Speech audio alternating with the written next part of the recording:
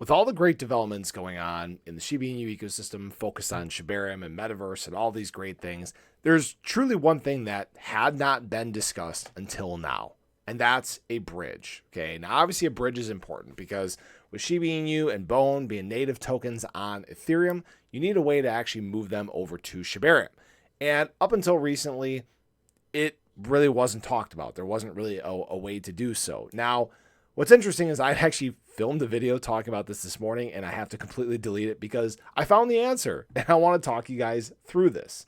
Now, Lucy, who is obviously a prominent SHIB community member, influencer, actually made a thread talking about how they're going to be doing this. So she said, moving between two large-scale blockchain networks requires a secure and robust chain bridge. The Shibarium has achieved this by utilizing both plasma and proof-of-stake security to create a trustless, bidirectional transaction environment between Shibarium and Ethereum.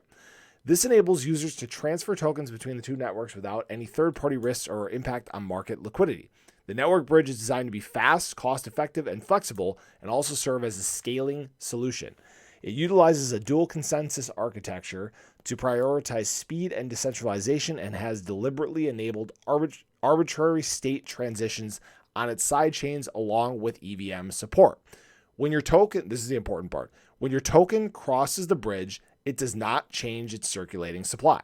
Shibarium mints the same number of tokens at a 1-to-1 ratio as a peg token when the token leaves the Ethereum network. In order to move tokens back to Ethereum network, they are burned on Shibarium network and unlocked on the Ethereum network during the process. That is actually super smart, okay? So essentially what you're doing is when you move it over, the stuff on the Ethereum side gets locked up and you create essentially a 1-to-1 copy on the Shibarium side. And then when you move it back, it burns this and it unlocks this. If you guys needed a visual, hopefully you guys can see my hands, right? But that makes sense. Now, I'm curious to see about how they're going to be doing this, what bridge they're going to be using, or if there may even be something that is integrated into the Shibarium wallet once that launches. I think that would be the smartest way to do it, be probably the easiest way to do it. And because most people haven't used a bridge before, it probably makes the most sense. Okay, that's actually what I talked about in my video before I deleted it. So I'm glad that we got some clarification on this because as we get closer to mainnet, this needed to be a little bit more focused because you got to remember, if we hit Shibarium mainnet and we didn't have a functioning bridge, there'd be no use on Shibarium, right? You couldn't do anything because one, you obviously need Bone in order to transact on the network. And if there's no Bone on the network, then you can't do any transactions. You also can't burn any Shiba Inu then too. So yeah, I'm glad that this was addressed, and it looks like it was actually just addressed over the course of the last couple of days. But we're obviously getting closer and closer each and every day.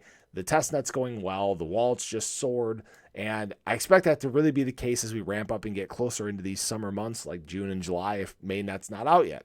So appreciate you guys as always. Definitely show your support below if you guys haven't. But I hope to catch you guys in the next one. Have a fantastic start to your weekend. Take care.